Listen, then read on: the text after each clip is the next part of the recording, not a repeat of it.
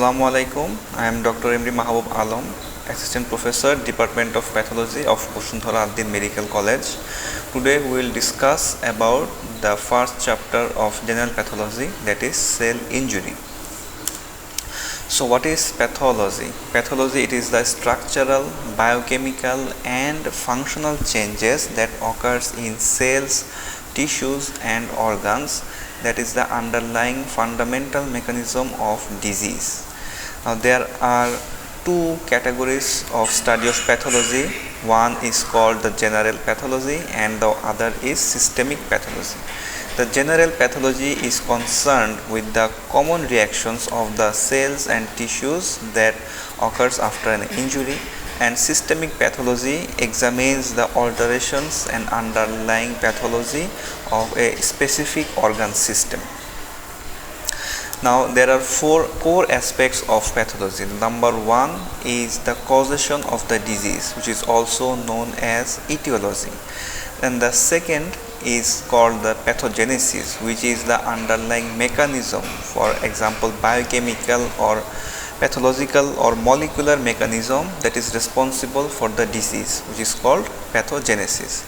Number three, there is the structural and functional changes which culminates into the morphologic change of an disease.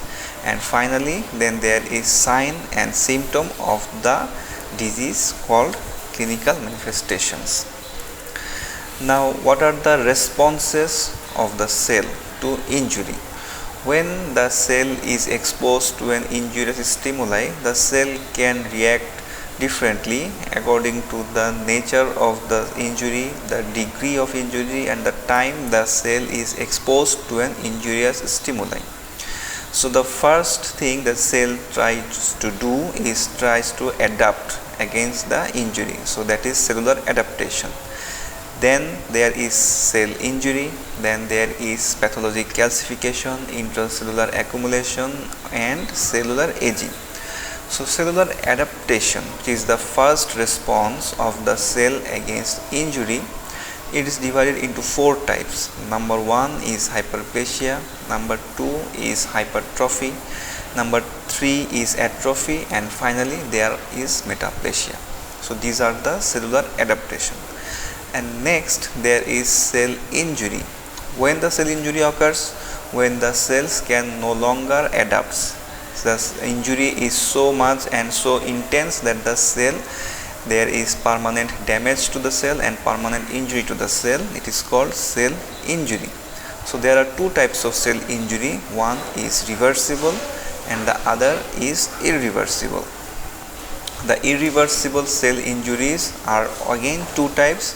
One, there is cellular swelling, and second, there is fatty change. Now regarding the irreversible cell injury, there is also two types. One is necrosis and another is apoptosis. So what are the causes of cell injury? There are many causes of cell injury. The most common is oxygen deprivation, which is also known as hypoxia. Then there are some physical agents like trauma or chemical reactions like drugs or infectious agents like bacteria, virus or fungi. And there is immunological reaction, hypersensitivity reaction, or there may be genetic abnormalities, and also maybe nutritional imbalance, either excess nutrition or reduced supply of nutrition. These are the all causes of cell injury. Now let's talk about reversible cell injury. So as we have already mentioned, the reversible cell injury are of two types. One is there is cellular swelling and another is fatty change. So reversible cell injury are characterized by four major things. Number one, the functional and structural alterations that will occur in the early stage or in the milder form of injury. So there is structural and functional change in early or milder form of injury, and which is reversible or correctable if the injurious stimuli is withdrawn. So reversible cell injury, it is structural and functional change which occurs in the early or milder form of injury, and the change is reversible or correctable if the injurious stimuli is withdrawn.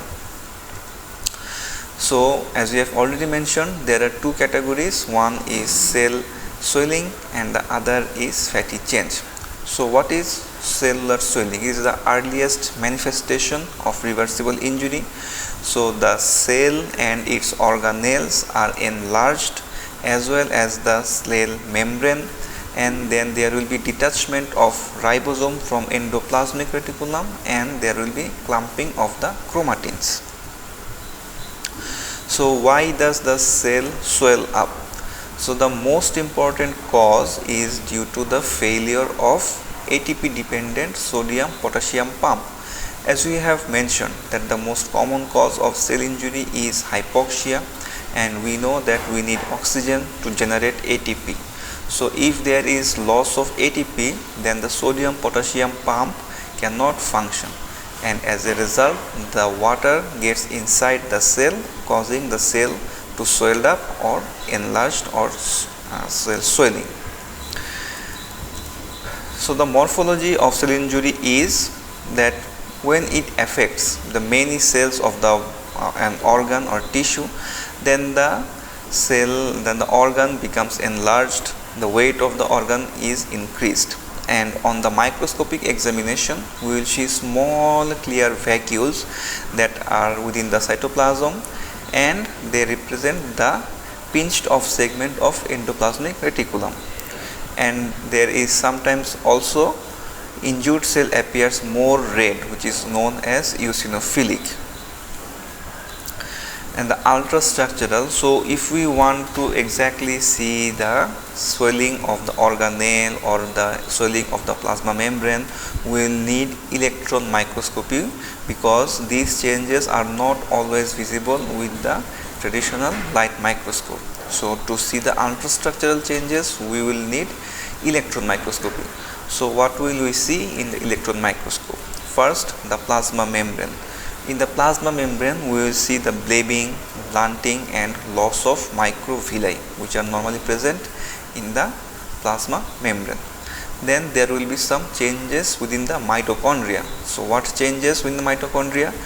They will also get enlarged or they will be swelled. And then there will be in the cytoplasm, there will be accumulation of myelin figures. Then there will be dilatation of the endoplasmic reticulum, and also nuclear alteration as a result of degradation of granular and fibrillar element. And the next morphological change or next pattern of reversible injury is fatty change. So fatty change most commonly occurs in the organs that are involved in the metabolism of the fat, for example the liver, and to some extent also the kidney, skeletal muscle, etc. So when does the fatty change occurs? When there is disruption in the metabolism of fat, and which leads to accumulation of triacylglycerol or triglyceride filled lipid vacuoles within the organ. So these are all about the reversible cell injury. Now let's talk very briefly about the irreversible injury, which is also known as cell death. So there are two types of cell death or irreversible injury. These are similar terms. One is necrosis and another is apoptosis. Although these two are the example of cell death, they differ very much in the underlying mechanism, morphology, and also the roles in physiology and disease. So necrosis usually occurs most commonly in cell injuries such as following ischemia, exposure to toxin or various types of infections, and to trauma. And if the injury is in preliminary stage and the injurious agent can be removed, then it may be reversible, but if it persists, then it will turn into the irreversible injury. And apoptosis is different from necrosis because it is tightly genetically mediated. It is regulated cell death, and there are specific circumstances when the genes that are responsible for cell death are activated. And one big difference from necrosis is that in necrosis there will be adjacent inflammation, but in case of apoptosis there will be no inflammation surrounding the apoptotic cells. So what are the other differences? It is very important to understand for the exam and also for practical the necrosis and apoptosis difference. So in case of necrosis the cell size will be enlarged, but in case of apoptosis the cell will shrink or the size will decrease.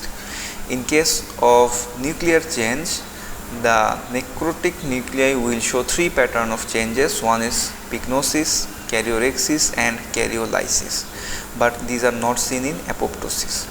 Next, about the plasma membrane.